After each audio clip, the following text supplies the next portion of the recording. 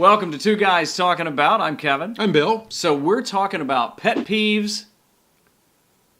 That was your cue to say... Part two. Yeah. We did pet peeves. Right.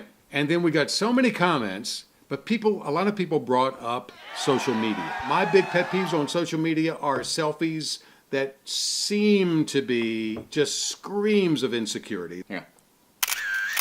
There's a pose that someone, and the hand is on the hip, and it's always that pose. I don't know what that's supposed to do, but it does annoy me. And the vague posts are ones that get me. Okay, hang on. I just want to interject. If you're listening to this on podcast, I beg you to go watch it on YouTube Watch or me Facebook pose? just to watch Bill pose. So I can do it. And, of course, the mean political post. Please. It bothers me that a friend of mine, would be willing to let a situation overtake the relationship. Yeah. Because that's what you're doing.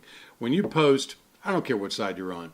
Hey, if you voted for so-and-so, just unfriend me right now. It shouldn't be to this point. Yeah. Again, the desperate posts, maybe like, I don't know why I can't get a girlfriend. I'm a really good guy. And it's like, desperation is not attractive. I have an idea. Yeah, you're posting like that. Yeah, it's, I want to date with that guy. I mean, I don't think that's going to happen. Oh, and then the Jesus one. And the challenges, click, like, and share this if you love Jesus. 99% of my friends won't do this, and they're going to hell. Yeah. And in fact, I'm going to 10 funerals this weekend of folks who did not forward that message. And I've been very upfront going, I'm not going to do that. No. I'm not going to do any of these challenges to prove that I am your friend. No, I'm not or either. that I am a good American No. or that I believe in God. I don't do the challenges. And I don't do I get a message, copy and paste this one and send it to 10 people. Nope. Sue Guy, thank you for leaving a comment. People who know everything about everything. But have you not met those folks then? Oh, yes. Oh, yeah. Whatever you bring up, they know the answer. And you know that they don't. It's like the Cliffy. Oh, yeah. Cliff Clavin, Clavin, Cliff Clavin. Yeah, You sounded like Stallone. Yeah. Hey, Stop. Adrian! Just stop. Lauren Connolly, good friend. Lauren, hey, how's it going? And then Terry Worlow. I probably butchered your name. I got Terry right. Terry. They both were talking about parking, blocking handicap spots. Oh. My youngest son has special needs, and he's in a wheelchair. Not that I ever parked in a handicap spot before that, but I think I became more sensitive to it. Sure. Once we have that, and it is insane. Actually, the two things is, one, not only people parking in handicap spots that aren't handicapped don't have the placard, because you have the little placard, you can hang it, and I checked that now. Yeah. But the people, though, that will block the ramps. And you know what we see more than that?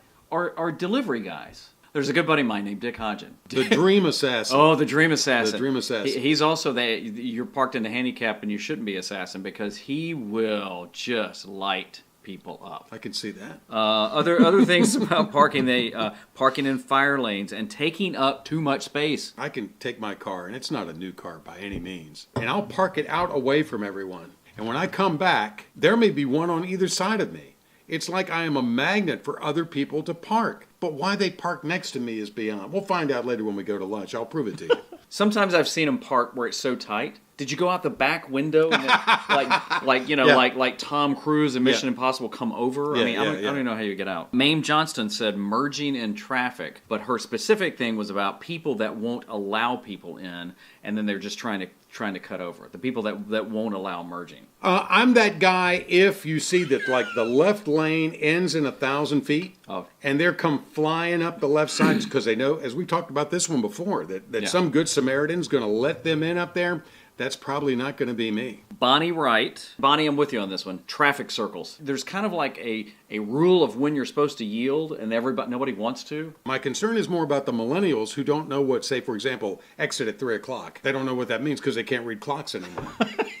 They can't. Everything's digital. Yeah. They should put traffic circle emojis. That's when you would angry. So if you were to give them a direction, exit at 12 o'clock, they would have no idea where to go. Another friend of mine, Nikki Schumacher, said her biggest pet peeve is when her husband is right. That can be a drag.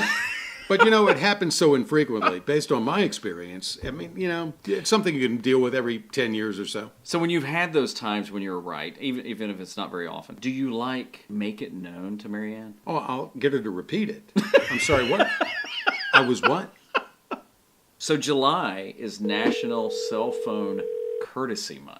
So have you ever been in a public place and there's some dude talking on his phone like, hey, yeah, what's up, man? Oh, how are you? Oh, I got one for you. This really happened. I'm in the men's room once in one of the stalls. Guy comes in, other stall, and I hear him talking. Is he talking to me? Because, I mean, there's a wall up, and I'm hoping not.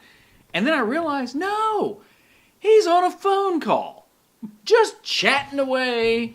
What is wrong with you? He's busy. He's multitasking. So the folks that we gave a shout out to, thank you very much for leaving comments. Yes. And any of you, we just really encourage you to continue complaining about your pet peeves. Exactly. Now, if you would click, like, and share this post, good fortune will come to you within 24 hours. And you love Jesus. And that's exactly right. What is one of your biggest pet peeves? Or what are your pet peeves? You can't even narrow it down to one. No, it doesn't get down to pet peeve. And then if you would click, like, and share this post, good fortune will come to you within 24 hours. That's what we've been talking about. We really appreciate you being there. I'm Kevin.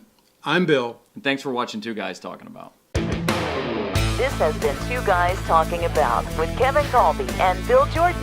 If you have an idea or comment or you're interested in sponsoring the show, connect and find out more at twoguystalkingabout.com. Two Guys Talking About is produced by Kolbe Creative Media.